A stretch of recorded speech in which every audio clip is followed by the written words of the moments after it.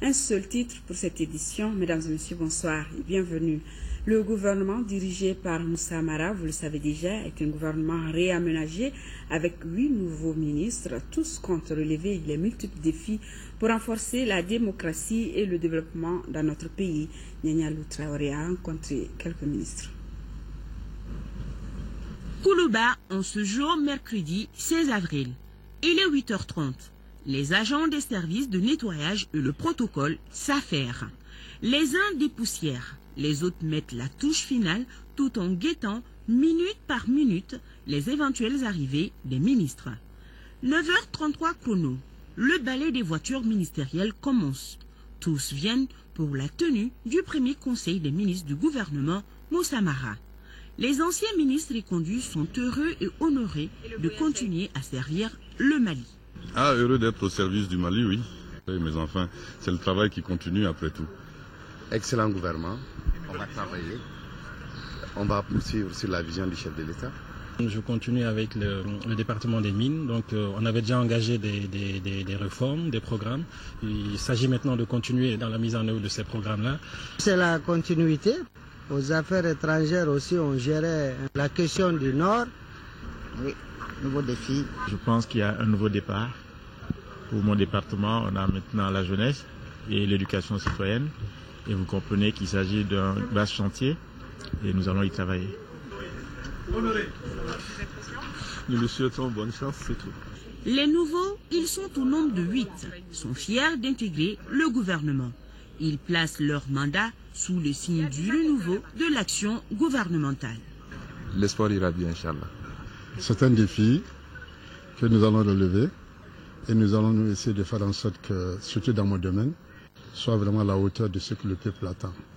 C'est un lieu auquel je suis habitué, j'étais secrétaire général ici. Donc c'est une maison que j'ai gérée.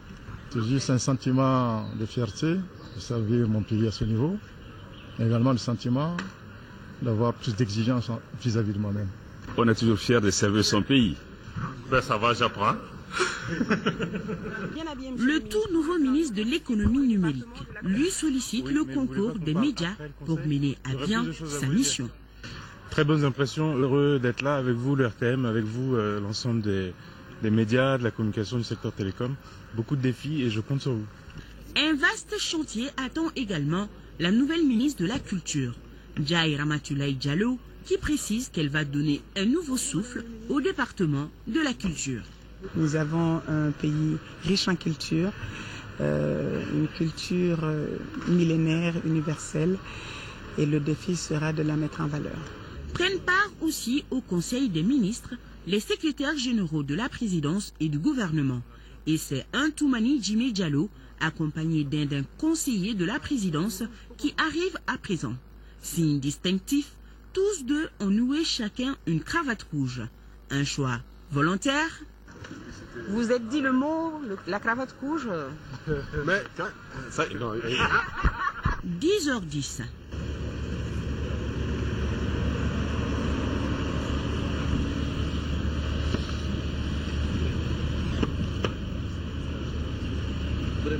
Tout de blanc vêtu, le président et le premier ministre arrivent ensemble.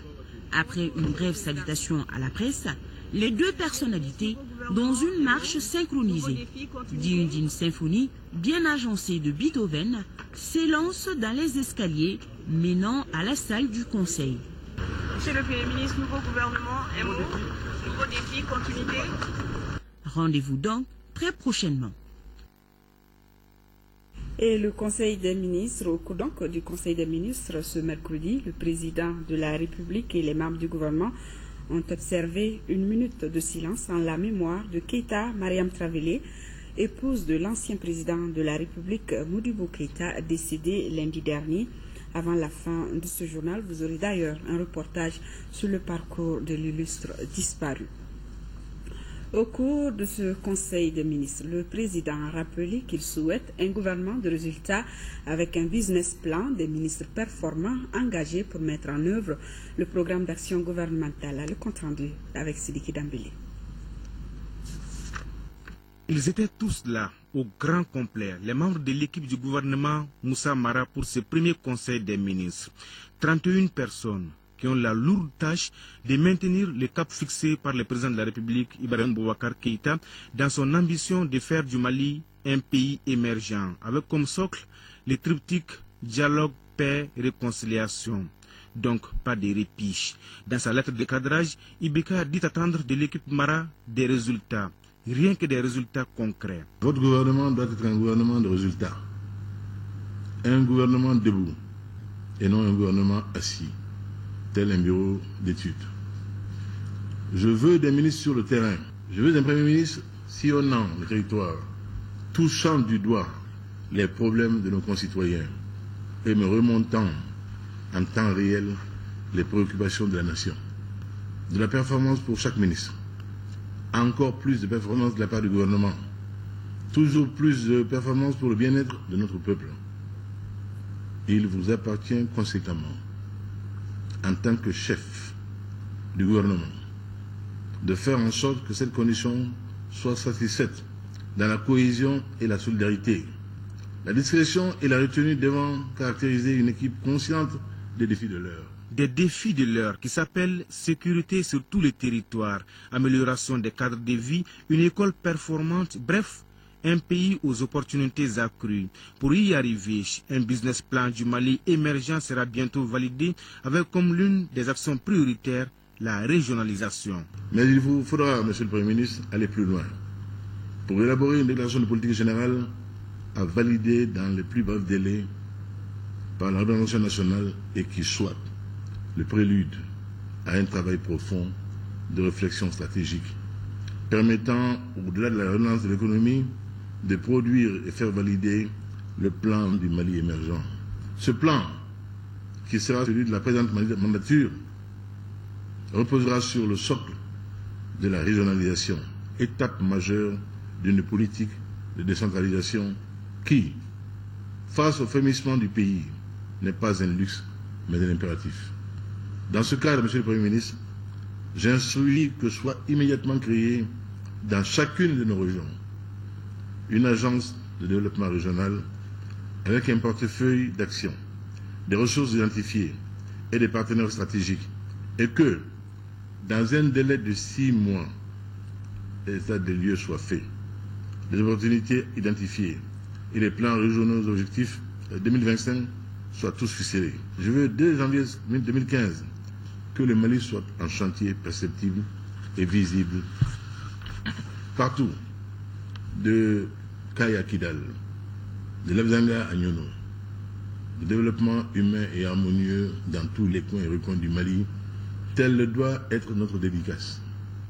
Mais dans le court terme, l'accent doit être mis, selon le président de la République, sur la gestion simultanée des urgences nationales, la lutte contre la corruption, l'impunité, la paix au nord, l'adoption de la loi de programmation militaire et l'épineuse question des délestages en cette période de chaleur. Au premier rang de ce gradient de priorité, bien entendu, figure la paix, la sécurité et la stabilité dans le septentrion de notre pays. Pourquoi, dans les prochains jours, je confierai à une personnalité dont le sens de l'État et de la patrie, la probité et le courage politique sont de notoriété avérée, la lourde charge de conduire sous mon autorité directe les pourparlers avec les groupes en rébellion, certes, mais aussi, comme le stipule l'article 21 de l'accord de Ouagadougou, avec l'ensemble des communautés du Nord pour obtenir une paix durable conforme aux intérêts et aspirations de notre peuple. Parallèlement, il urge que la loi de programmation militaire soit une réalité afin de doter le pays, et ce dans les meilleurs délais, d'une armée forte, républicaine, multiethnique, moralement motivée, bien équipée, avec un effectif conséquent, bref, une armée apte à défendre la patrie contre toute ingérence d'où qu'elle vienne, quelle que soit la nature du théâtre d'opération. De même, il vous faudra, dans les plus brefs délais, Monsieur le Premier ministre, résorber les délestages de courant en cette période de grande chaleur et me présenter dans un trimestre un plan complet permettant d'éviter désormais ces désagréments. En somme, pour IBK, les conditions de vie des populations doivent mobiliser toute l'attention du gouvernement. Un gouvernement qui, je cite, sera évalué sans complaisance au nom de l'obligation de résultat. Et le Premier ministre sera comptable du bilan de l'équipe. Le compte à rebours est donc lancé et toutes les minutes, voire les secondes qui passent, sont précieuses.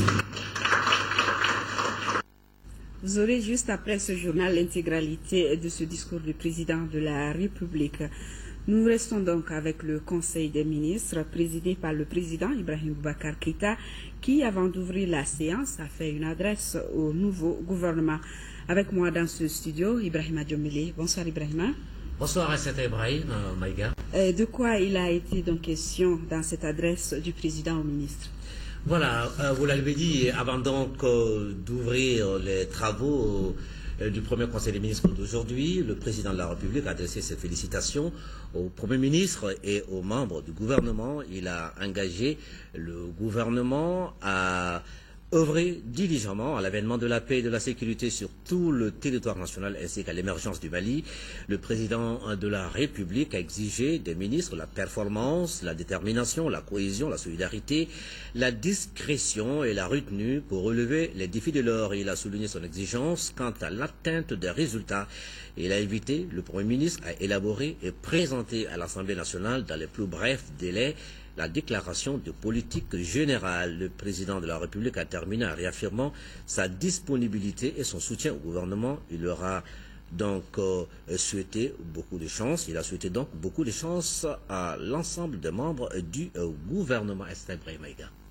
Et après donc examen des points inscrits à l'ordre du jour, le Conseil des ministres a adopté des projets de texte et entendu une communication. Tout à fait.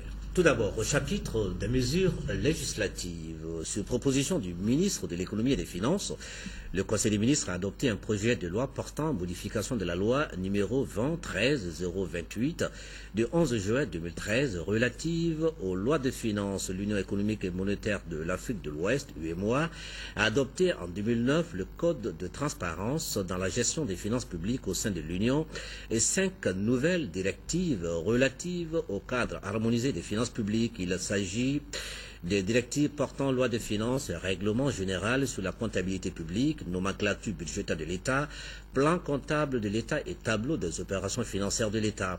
L'adoption du présent projet de loi a pour objet de permettre aux comptes dans la réglementation sur la nomenclature budgétaire de l'État la possibilité de recourir aux classifications additionnelles pour répondre à des opérations spécifiques telles que prévues dans la directive de l'UEMOA sur la nomenclature budgétaire de l'État, au chapitre des mesures réglementaires. Et sur le rapport du ministre de l'économie et des finances, le Conseil des ministres a adopté 3 projets de décret visant à transposer dans la législation nationale des directives de l'UEMOA. 1.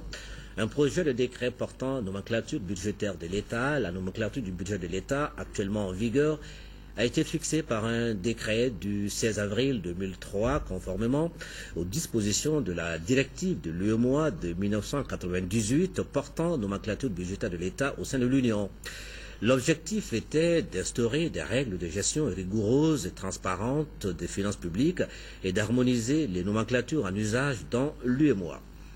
L'adoption du présent projet de décret vise à transposer dans la législation nationale la directive de 2009 portant nomenclature budgétaire de l'État et vise à remplacer le décret du 16 avril 2003 en vue de prendre en compte des innovations majeures parmi lesquelles la suppression des titres au niveau des recettes et des dépenses, l'institutionnalisation de la classification fonctionnelle internationale, l'introduction de la classification par programme, le reclassement de certaines recettes, le reclassement de certaines dépenses. 1. 2 donc, un projet de décret portant tableau des opérations financières de l'État TOF. Le tableau des opérations financières de l'État étant des outils d'analyse et de gestion des finances publiques dont l'uniformisation est requise pour permettre la convergence des politiques économiques et financières des États membres de l'UEMOA. Le présent projet de décret vise à permettre la transposition dans la législation nationale de la directive de l'UEMOA de 2009 portant tableau des opérations financières de l'État au sein de l'Union. Il introduit les innovations suivantes en matière d'élaboration et de présentation du tableau des opérations financières de l'État. l'enregistrement sur la base des droits et obligations ou droits constatés, la prise en compte des transactions non monétaires dans le TOF au même titre que les transactions monétaires, la stricte distinction entre les opérations d'exploitation ou de gestion de l'État et les opérations sur actifs et passifs, l'établissement d'un compte de patrimoine des administrations publiques, l'exclusion des cotisations sociales du champ des recettes fiscales. 3. Un projet de décret portant un règlement général sur la comptabilité publique. La loi numéro 20-13-028 du 11 juillet 2013 relative aux lois des finances dans la gestion des finances publiques ont été adoptées dans le cadre de l'harmonisation des finances publiques dans les pays membres de l'UEMOA. Le présent projet de décret constitue l'un des textes d'application de la loi du 11 juillet 2013 et vise à remplacer les dispositions du décret numéro 97-192 PRM du 9 juin 1997 portant règlement général de la comptabilité publique. Il introduit des innovations suivantes en termes de comptabilité publique: la déconcentration de l'ordonnancement, la comptabilisation des opérations sur la base de droits constatés, l'institution d'une période complémentaire de mois uniquement comptable, l'institution d'un compte unique du trésor public, l'institution de la responsabilité de tous les acteurs de l'exécution budgétaire, la référence aux normes internationales en matière de comptabilité de l'État et en matière de contrôle sur la gestion des finances publiques. 4. Un projet de décret portant modalités d'accès et de publication des informations et documents administratifs relatifs à la gestion des finances publiques. Le Mali a transposé dans sa législation nationale la directive portant code de transparence dans la gestion des finances publiques au sein de l'UEMOA à travers la loi du 23 juillet 2013 portant approbation du code de transparence dans la gestion des finances publiques. Le code de transparence dans la gestion des finances publiques définit les principes et obligations que le gouvernement doit respecter dans sa législation comme dans ses pratiques, aussi bien pour la gestion des fonds de l'État que celle des autres administrations publiques. Ces principes et obligations sont relatifs à plusieurs aspects de la gestion des finances publiques, notamment la légalité et la publicité des opérations financières publiques, la mise en œuvre des recettes et les dépenses et l'intégrité des acteurs. Le présent projet de décret vise à déterminer les modalités d'accès aux informations et documents administratifs relatifs à la gestion des finances publiques et de leur publication conformément aux principes et aux obligations du Code de transparence dans la gestion des finances publiques. Il définit les informations et documents administratifs considérés comme relatifs aux finances publiques et les administrations tenues de les communiquer. Il prévoit la désignation par les administrations concernées d'une personne responsable de l'accès aux documents relatifs aux finances publiques. Au chapitre des communications, au titre du ministère du Commerce, le Conseil des ministres a examiné une communication relative aux conclusions des travaux de la Commission nationale de lutte contre les incendies dans les marchés du Mali. Suite aux incendies des stands des boutiques des Halles Félix Houphouët-Boigny et du centre d'accueil et de placement familial de Bamako en décembre 2009, le gouvernement a décidé de mettre en œuvre un plan d'action cohérent de lutte contre les incendies. La commission multisectorielle mise en place dans ce cadre, face à la recrudescence des incendies, a proposé des mesures urgentes pour arrêter ou atténuer le cycle infernal des incendies dans les marchés, unités industrielles et infrastructures socio-économiques en 2013 et 2014. Le sinistre qui a touché le marché rose de Bamako dans la nuit du jeudi 20 au vendredi 21 mars 2014, occasionnant d'énormes dégâts matériels, est venu rappeler l'urgence des mesures à prendre pour prévenir et lutter contre les incendies dans les marchés. La Commission nationale de lutte contre les incendies dans les marchés du Mali, dans ce cadre, a envisagé des mesures urgentes qui font l'objet de la présente communication. Elle propose le désengorgement des voies d'accès et de servitude des marchés, la mise en place d'une équipe mixte de veille et d'alerte dans les marchés, la vérification et la mise aux normes des installations électriques, l'interdiction de feux ouverts dans les marchés, la vérification et la mise aux normes des constructions, l'organisation de campagnes d'information et d'éducation et de communication sur les risques d'incendie de marché, la multiplication des bouches d'incendie aux alentours et dans les marchés, et la mise en place d'un système de gardiennage professionnel permanent, l'amélioration de l'éclairage public et de l'éclairage de sécurité dans le marché, l'organisation de la gestion des marchés par les autorités communales avec la participation des exploitants, l'application de la réglementation sur le stockage, la détention et la vente de feux d'artifice et autres produits explosifs similaires, le recasement des déguerpis suite au désengorgement des voies d'accès dans le marché, le renforcement des capacités opérationnelles des services de secours et de lutte contre les incendies, l'institution de l'obligation de souscrire une assurance incendie des équipements marchands et des marchandises. Voilà, Cheikh Ibrahim Aïga, ce qu'il fallait retenir de ce premier conseil des ministres du nouveau gouvernement. Merci beaucoup, Ibrahima Djombele. Vous restez avec nous et nous allons toujours parler du conseil des ministres. Conseil des ministres présidé donc par Ibrahim Boubacar Keïta, les membres du gouvernement et qui ont observé une minute de silence en la mémoire de l'épouse de l'ancien président de la République, Modibo Keïta, décédé lundi dernier. Avant la fin de ce journal, vous aurez un reportage sur le parcours de l'illustre disparu. Au cours donc de ce conseil, le président de la République a affirmé qu'il négociera avec les groupes armés et pour cela, il désignera bientôt un responsable pour conduire ces négociations. L'information a été donnée cet après-midi à la faveur d'une conférence de presse animée par le ministre porte-parole et son collègue de la communication, Bourama Traoré, pour le compte-rendu.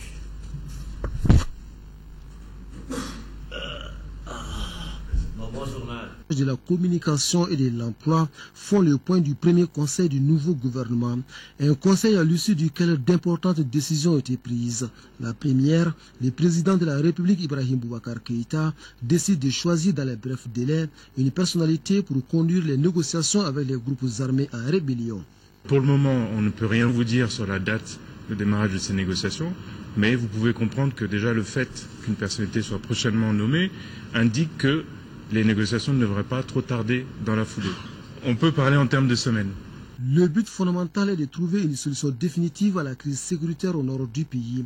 Une autre décision importante prise par le gouvernement, c'est la dotation de chaque région du Mali d'une agence de développement régional. Principale raison invoquée, développer l'économie régionale. Avec un portefeuille d'action, avec des ressources identifiées et des partenaires stratégiques. Ce n'était pas simplement un conseil de ministres de prise de contact, c'était un conseil de ministres de travail. Mieux communiquer pour mieux faire comprendre les actions du gouvernement, c'est la nouvelle démarche de la nouvelle équipe gouvernementale. Une démarche qui vise à couper court aux rumeurs et à bloquer la déferlante machine de désinformation.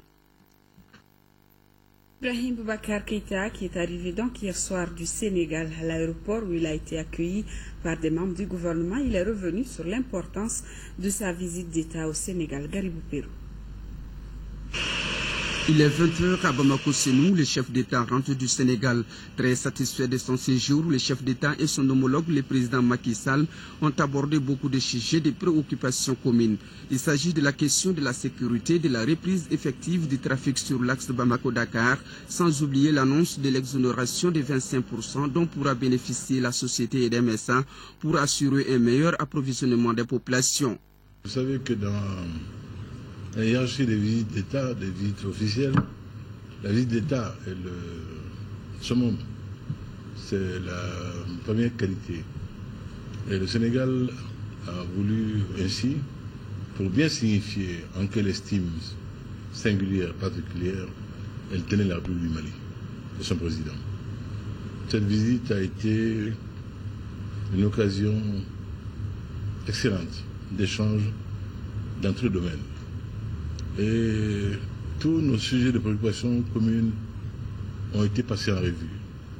Et le communiqué final, je pense, résume parfaitement notre identité de vue sur l'ensemble des questions que nous avons examinées, y compris sur les questions internationales. Donc c'est vraiment avec beaucoup de satisfaction que je rentre du Sénégal. À Dakar, le chef de l'État a appris la disparition de Mme Keïta Mariam Traoré, l'épouse du premier président de la République du Mali indépendant. Ému et consterné, le chef d'État, en bon croyant, a accepté ce que la nature a créé. Il s'est incliné devant sa mémoire. Ce séjour, malheureusement, s'achève dans la tristesse que vous savez. Nous avons été rejoints par la nouvelle de la disparition de notre tante bien-aimée, Mme Keïta Mariam Traoré, grande dame. Elle fut. mère de la nation, elle fut discrète, efficace, toujours dans l'ombre du géant de Marie qui était Modibo Keïta. Elle a mérité de la patrie. Et c'est avec beaucoup de déférence que je m'incline devant sa mémoire. La nation malienne lui doit reconnaissance. Reconnaissance méritée pour ce qu'elle a été. Elle était l'incarnation parfaite de cet adage qui veut que derrière tout grand homme, une grande dame. Elle le fut. Tanti dort en paix.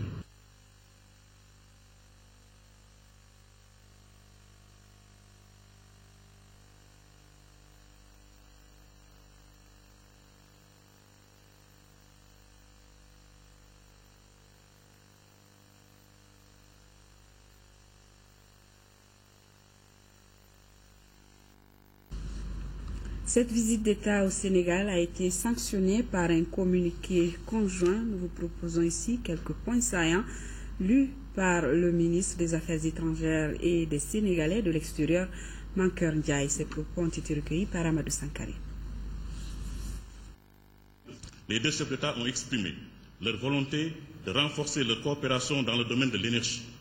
À ce propos, le président Macky Sall a informé son homologue des instructions qu'il a données afin que l'ensemble des prestations, combustibles, pièces de rechange et autres intrants liés à la production d'énergie et de la centrale de location de 40 MW soient exonérés de tout taxe et droits pendant la période contractuelle.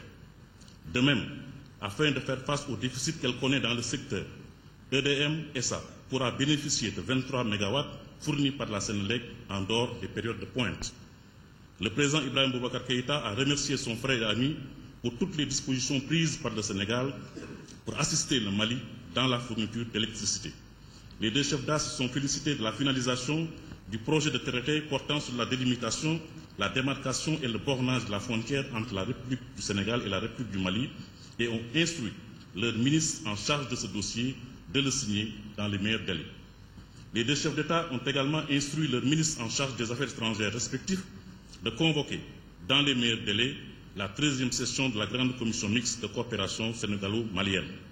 Par ailleurs, le président Macky Sall et le président Ibrahim Boubacar Keïta se sont engagés à procéder à des consultations permanentes à travers le ministre des Affaires étrangères en vue d'harmoniser les positions des deux pays sur les grands dossiers de la politique internationale. Les deux chefs d'État se sont engagés à soutenir réciproquement les candidatures du Mali et du Sénégal auprès des instances internationales. Le président de la République du Sénégal a sollicité et obtenu le soutien du Mali à la candidature du Sénégal à un siège de membre non permanent du Conseil de sécurité pour la période 2016-2017 lors des élections prévues en 2015 à New York.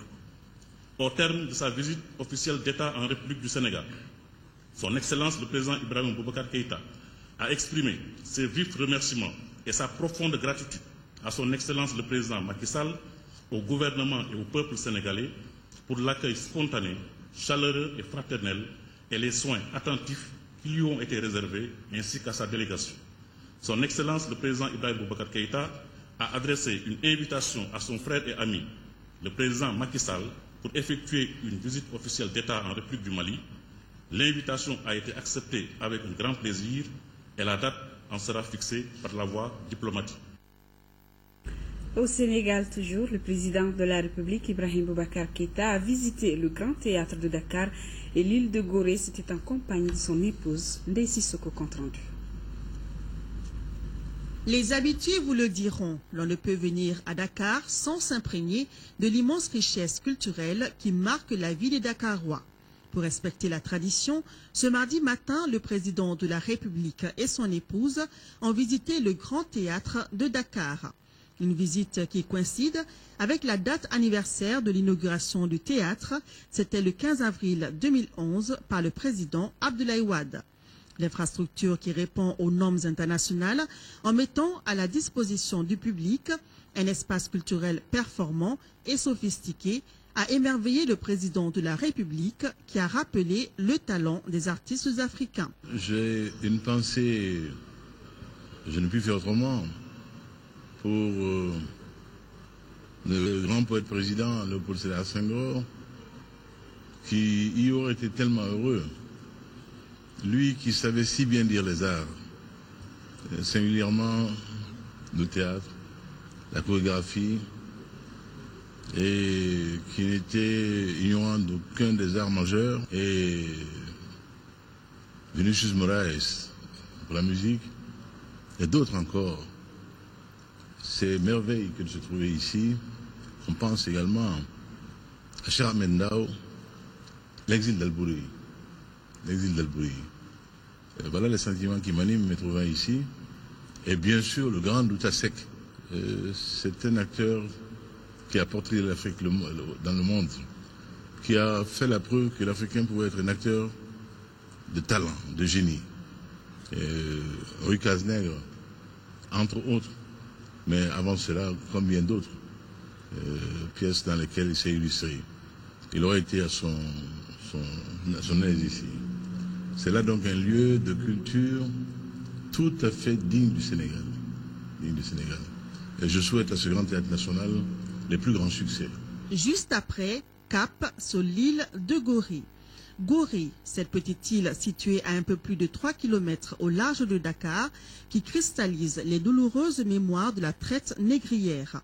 Le président de la République, Ibrahim Boubacar Keïta, accompagné de son épouse Keïta Aminata Maïga, est venu en pèlerinage sur l'île de Gorée, qui rappelle l'une des plus grandes tragédies de l'histoire de l'humanité.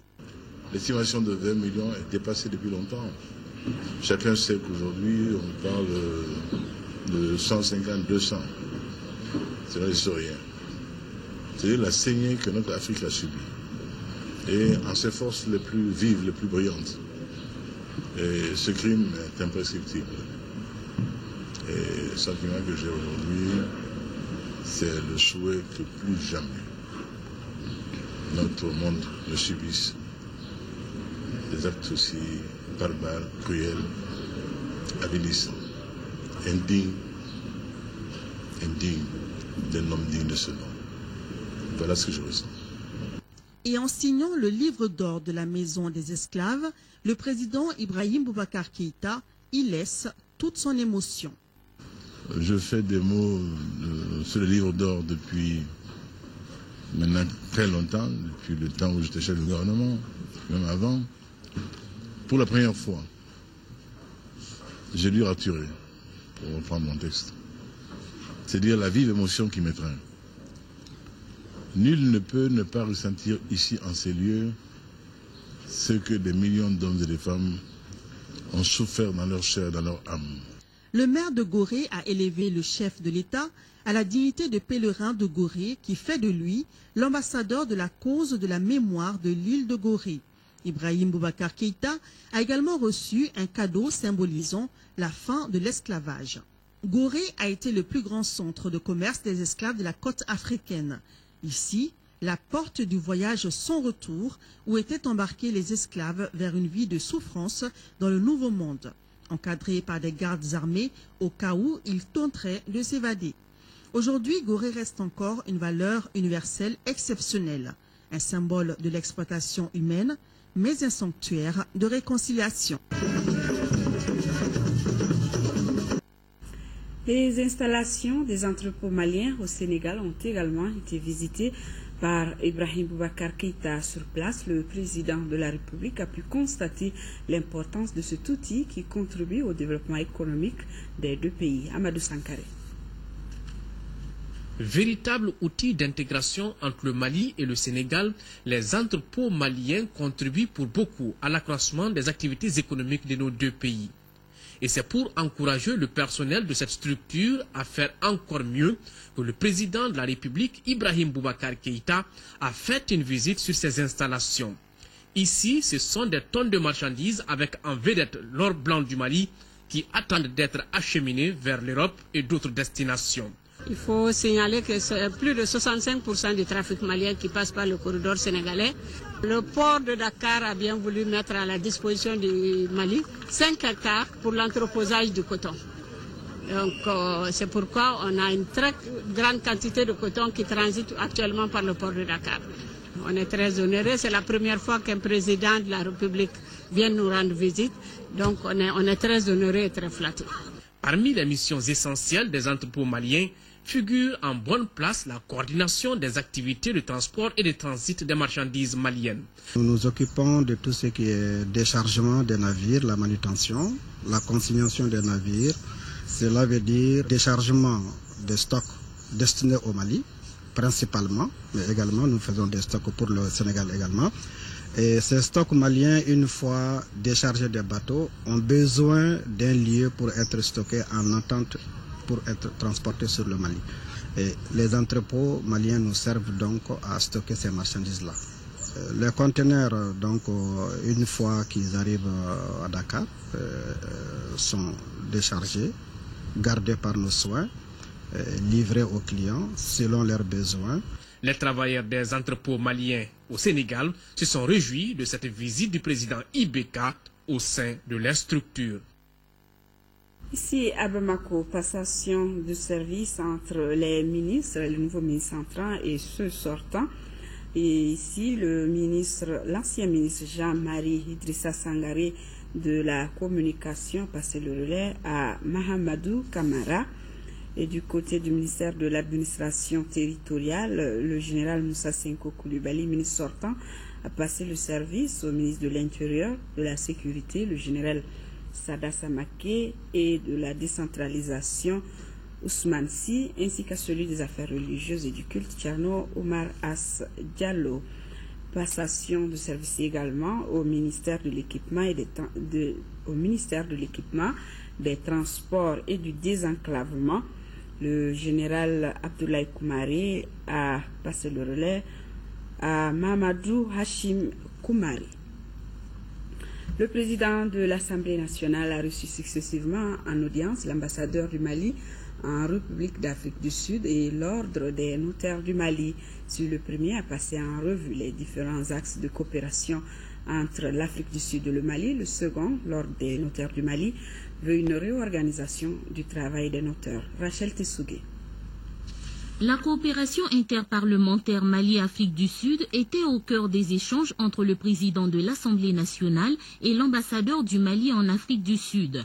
Ce dernier a rappelé les liens d'amitié qui unissent nos deux pays. En effet, l'Afrique du Sud a offert une aide alimentaire de plus de 3 milliards de francs CFA lors de la crise sociopolitique qui a secoué notre pays. Je suis venu demander auprès de lui certains conseils.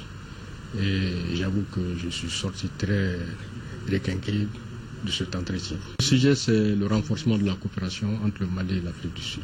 La deuxième personnalité reçue par le président de l'Assemblée nationale est le président de l'Ordre des notaires du Mali. Le principal sujet abordé au cours de cette rencontre est la réorganisation de l'exercice de la profession de notaire en vue de renforcer sa crédibilité. Notre but, c'est essentiellement rencontrer le président de l'Assemblée nationale, lui assurer notre soutien, lui dire que l'Ordre des notaires est à sa disposition pour contribuer à l'élaboration de toutes les lois qui touchent notre sphère de compétences, qu'il s'agit du domaine foncier, qu'il s'agit du domaine de la personne, qu'il s'agit du domaine des sociétés commerciales et de toutes les matières dans lesquelles intervient un notaire. Il nous a donné son avis par rapport à la profession. Le président de l'Assemblée nationale a insisté sur l'importance du rôle de l'Ordre des notaires du Mali dans la consolidation d'un état de droit.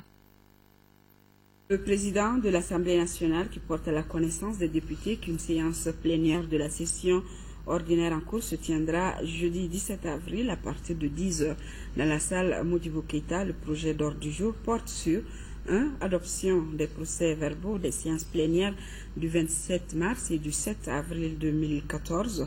2. Prestation de serment des membres de la Haute Cour de justice. Et 3. Communication. La coopération régionale en matière de lutte contre le terrorisme et d'autres formes de banditisme dans l'espace CEDEAO se précise. Les patrons de la police de l'Afrique de l'Ouest se sont réunis ici à Bamako pour examiner les causes des crimes à répétition et dégager les stratégies à mettre en œuvre. Mohamed Diarra, compte rendu. Les officiers de police judiciaire de l'Afrique de l'Ouest choisissent le Mali pour poser les balises d'une coopération régionale. L'objectif est de lutter contre toutes les formes de délinquance et de crimes organisés. Le sous-comité technique formation et opération se donne 2 jours pour planifier les stratégies adéquates à mettre en œuvre. Le temps est donné par le représentant du chef du bureau régional Interpol d'Abidjan qui ne va pas avec le dos de la cuillère. Comment comprendre que dans certains de nos pays, des fonctionnaires de police à la sortie de l'académie de police ou de gendarmerie ne reçoivent aucune autre formation jusqu'à leur retraite, alors que les malfaiteurs, eux, s'illustrent dans le dynamisme de leur activité faite de créativité et de modernité. Je voudrais souhaiter que le problème des moyens ne soit plus invoqué par nos pays comme raison pour expliquer le manque de formation. Une évidence est largement évoquée dans les différents discours. Aucun pays à lui seul ne peut faire face au terrorisme, d'où l'impérieuse nécessité de conjuguer les efforts. Et c'est pourquoi d'ailleurs la commission de la CEDEAO s'est dotée d'arsenal juridique et institutionnel adéquat pour accompagner les différents États membres. Sur le plan juridique, la communauté dispose d'un plan d'action de lutte contre la drogue et le crime organisé, d'une convention sur les armes légères et de petit calibre, d'une stratégie de contre-terrorisme, ainsi que de la stratégie maritime intégrée de la CEDEAO qui a été adoptée il y a 2 semaines. Également, sur le plan institutionnel, la CEDEAO s'est dotée d'un certain nombre de structures de réponse, parmi lesquelles l'on peut compter le comité des chefs de police de l'Afrique de l'Ouest, qui est devenu une institution spécialisée de la CEDEAO depuis le 11 décembre 2003. Le choix du Mali est salué à juste titre par les responsables de la sécurité malienne, eux qui attendent beaucoup des conclusions de cette réunion. C'est pourquoi les autorités policières de la CEDEAO ne cesse d'insister sur l'indispensable mise en synergie des efforts, des expériences et des bonnes pratiques. L'initiative de la mise en place des différents sous-comités techniques procède précisément de cette stratégie. Je reste convaincu qu'à l'issue des travaux, les experts que vous êtes formuleront des recommandations permettant à la CEDEAO de mieux sécuriser son espace et ses populations. Le temps est donc donné et le comité technique qui sera mis en œuvre constituera la cheville ouvrière de la coopération policière régionale au grand bonheur des populations qui n'aspirent qu'à la sécurité. Le chef d'état-major général adjoint des armées était hier à Koulikoro, au centre d'instruction Boubacar Sadassi. Là-bas, le général Didier Dako a échangé avec les élèves officiers de l'école militaire inter-armes sur la gestion des troupes. Seydou Traoré compte rendu. Aujourd'hui, chef d'état-major général adjoint des armées, général Didier Dako, accompagné de son staff, est venu au centre d'instruction Boubacar Sadassi pour satisfaire la curiosité des futurs chefs de section sur l'insurrection armée au nord du pays. Il s'agit de la situation générale de mars 2012, le leadership dans la gestion des troupes, les enseignements pratiques et les 10 commandements du chef de section. Certes, ils sont en train de suivre des cours ici à l'école. Certes, ils sont en train d'acquérir des connaissances théoriques. Certes, ils sont en train de faire de la pratique, mais ils ont encore besoin de l'expérience de ceux qui ont été sur le terrain. Cette conférence, qui a l'allure d'un cours de pédagogie ou de déontologie, aura permis au général Didier Dako d'expliquer le couplage entre les mouvements terroristes et celui insurrectionnel. Il n'a pas aussi manqué de faire la différence entre le boss et le leader dans la conduite des opérations. Dans la conception et dans l'élaboration des plans d'opération, il y a beaucoup plus de science que d'art. Mais dans la conduite réelle des opérations, il y a beaucoup plus d'art que de science. Ça fait déjà la différence entre un boss et un leader. Et en réalité, je vous dirais, nos armées ne seront véritablement efficaces que lorsque les leaders qui sont là-dedans deviennent des boss et des boss des leaders. Aujourd'hui, ce que nous a le plus marqué, c'est que le général n'est pas venu en tant que général, il est venu en tant qu'homme pétri d'expérience sur le terrain, qui est venu nous apporter toute l'expérience qu'il nous faut aujourd'hui pour être des leaders. Je vois à travers le général Dako un homme de référence, plein d'expérience et surtout un homme remarquable par ses actes de bravoure. Les 92 élèves officiers de la 2e et 3e année de l'école militaire inter-armes sont sortis à cette conférence bien requinquée pour la conduite efficace des opérations au niveau des sections. Une photo prise avec l'invité du jour permettra à ces élèves de garder pour longtemps les souvenirs du général Didier Dako. Sorti de Koulikoro, le groupement tactique interarmes dénommé Balanzan vient d'être engagé sur le théâtre des opérations à Gao. Ce 4e JTIA, formé donc à Koulikoro, va renforcer le dispositif de sécurisation des personnes et de leurs biens dans le nord de notre pays. Les responsables militaires leur ont rappelé la discipline et le respect des normes internationales dans le domaine de la sécurité. Daouda Zoumana Traoré. Après les JTIA Waraba, Elou et Sigui, voici le JTIA Balazan engagé également pour la sécurisation des personnes et de leurs biens. Formés à Koulikoro par l'ETM, ces hommes sont mis à la disposition du PC Maliba pour ses missions sur le terrain. Occasion pour le commandant du théâtre des opérations Maliba de les encourager et leur a rappelé l'importance de la discipline dans l'exécution correcte de leur mission. La discipline sans laquelle aucune mission militaire ne pourra réussir. La discipline sans laquelle le professionnalisme tant entendu par nous les militaires maliens ne saura faire jour. La discipline sans laquelle on n'aura pas, quand je dis on, je parle des femmes, notre place dans les girons des armées dignes de respect. Donc une discipline de fer, une courtoisie envers les populations que nous sommes appelés à protéger, que nous sommes appelés à défendre, et surtout, beaucoup d'égards et de discipline aussi à l'égard de nos partenaires de Serval et de l'aménagement. Par la voix de son commandant, le JTIA Balazan se dit prêt au respect des ordres pour l'accomplissement de la mission confiée aux forces armées maliennes.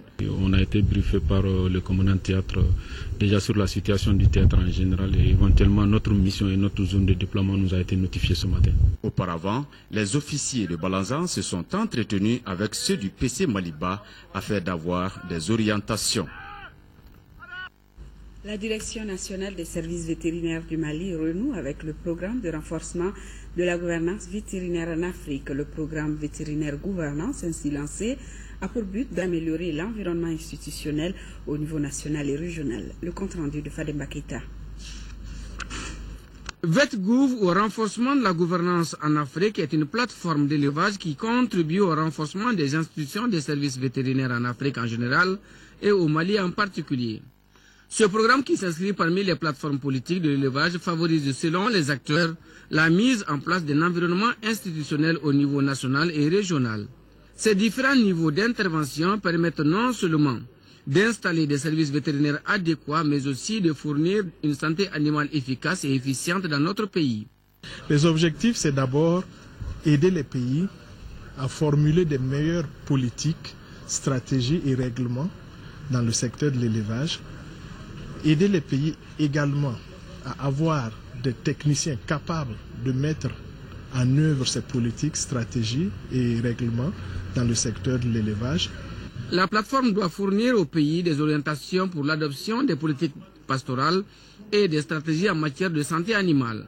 La recommandation forte que je fais, c'est que d'abord de travailler très rapidement à créer la meilleure articulation entre notre programme de renforcement, qui est une grande ambition de renforcement des services vétérinaires dans tous les aspects, la gouvernance, les ressources humaines, l'équipement, les infrastructures, et que nous avions évalué à plusieurs milliards. Le programme de renforcement de la gouvernance vétérinaire en Afrique, VetGouv, a été lancé le 16 janvier 2012 au siège du Bureau interafricain des ressources animales de l'Union africaine à Nairobi au Kenya. Il est financé à hauteur de 21 milliards de francs CFA par le 10e FED de l'Union européenne, de la Commission de l'Union africaine, de la FAO et de l'OIE.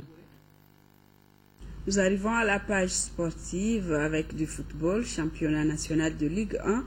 La 15e journée a pris fin hier avec la victoire 1-0 de l'ASB sur le Debout Club de Mopti. Auparavant, le stade malien de Bamako a battu les 11 créateurs de Nyarira par un score de 4-0. Koumba Nyambele, compte rendu. Après 3 nuls et une défaite, le stade malien de Bamako s'est enfin réveillé. Première victime, les 11 créateurs de Nyarila après un festival offensif de 4-0. Les premières occasions de cette opposition sont pour les stadistes, mais il faut attendre la 27e minute pour que Moussa Diawara trouve le chemin des filets. Il montre ainsi les chemins à ses coéquipiers. Un autre Diawara, Lamine, bien servi devant le but adverse, marque. C'était à la 44e minute. 2-0 pour le stade malien de Bamako, score à la pause. La seconde partie verra encore une nette domination des pensionnaires de Sotiba qui n'ont donné aucune chance aux protégés de Mamtoukane Mouroulé. Nous sommes à la 50e minute sur un service de Isiaka Samake, le même Lamine de la tête marque le 3e but. Et comme pour clore, Lamine Diawara signe le 4e but à la 73e minute, le triplé de la soirée. C'est l'appui de mes coéquipiers, c'est eux qui m'ont facilité la tâche, c'est quelque chose qu'on travaille à l'entraînement. Ça fait 4 matchs, on n'arrive pas à gagner, il fallait réagir aujourd'hui, vraiment on s'est donné la main, on a travaillé dur pour pouvoir trouver les 3 points. En 15 matchs joués, le stade malien de Bamako occupe provisoirement la 2e place au classement avec 31 points plus 14. Après cette défaite, les 11 créateurs de Nyarila perdent une place. Ils sont désormais 5e avec 22 points plus 2 et un match en retard. Le second match de la journée a vu la victoire 1-0 de l'association sportive de Bamako, l'ASB, sur le Debo Club de Mopti. But marqué à la 9e minute par Oumar Kida. Malgré de nombreuses tentatives de part et d'autre, le score en restera là jusqu'au coup de sifflet final. Au classement, l'ASB occupe la 8e place avec 21 points plus 3 et 2 matchs en retard. Quant au Debo Club de Mopti, il est 15e avec 8 points moins 13 et un match en retard. Et cette 15e journée marque ainsi la fin de la phase allée du championnat national de Ligue 1, saison 2013-2014. Toutefois, Koumanyambele nous signale qu'il reste encore 5 matchs en retard. Page noire donc, je vous l'annonçais en début du journal, au cours du Conseil des ministres de ce mercredi, le président de la République et les membres du gouvernement ont observé une minute de silence en la mémoire de Keïta Mariam Traoré, épouse de l'ancien président de la République, Modibo Keïta, décédé lundi dernier. Et c'est demain, jeudi, qu'auront lieu les obsèques de l'épouse du premier président du Mali, Mariam Traoré. Elle aura été un compagnon de lutte aux côtés de son mari, nous dit Tchessira Dambélé. C'est lundi dernier, à l'âge de 94 ans, que Keïta Mariam Traoré nous a quittés. Monitrice devenue institutrice, elle est devenue en septembre 1939 la première épouse de Modibo Keïta, ce qui fera d'elle une compagne de lutte de son mari qui sera entre autres maire de Bamako et premier président du Mali indépendant. Au début des années 40, Mariam Traoré et son époux ont joué ensemble au théâtre dans le cadre des arts et des sports.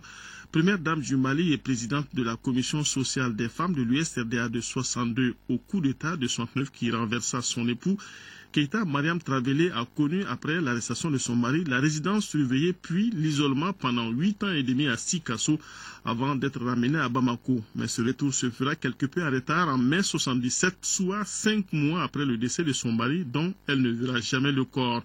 Dépouillée de tout, elle ne retrouvera la liberté que le 2 janvier 1978. Elle fera son pèlerinage à la Mecque et rendra visite à certains amis de son époux.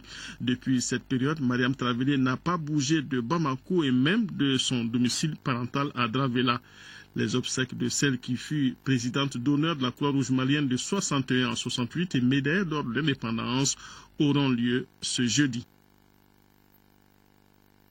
Démocrate patriote pour la sortie de crise qui présente ses condoléances à la famille. Nous avons appris aussi la mort de Traoré Aminata, sœur de Mariam Traoré Keïta. Donc, elle fut présidente du Bureau national de la Fondation Femmes d'Afrique et Culture, présidente de l'Association des femmes de Djelibou, institutrice. Elle est sortie de l'école normale des jeunes de Rufisque, 7e promotion. Elle fut directrice d'école, femme leader, véritable battante, nous dit-on. Elle est décédée à l'âge de 88 ans. Ses obsèques ont eu lieu hier après-midi. Elle est donc décédée juste après sa sœur, l'ex-première dame. Voilà, que leur âme repose en paix. Fin de cette édition. Merci de l'avoir suivi.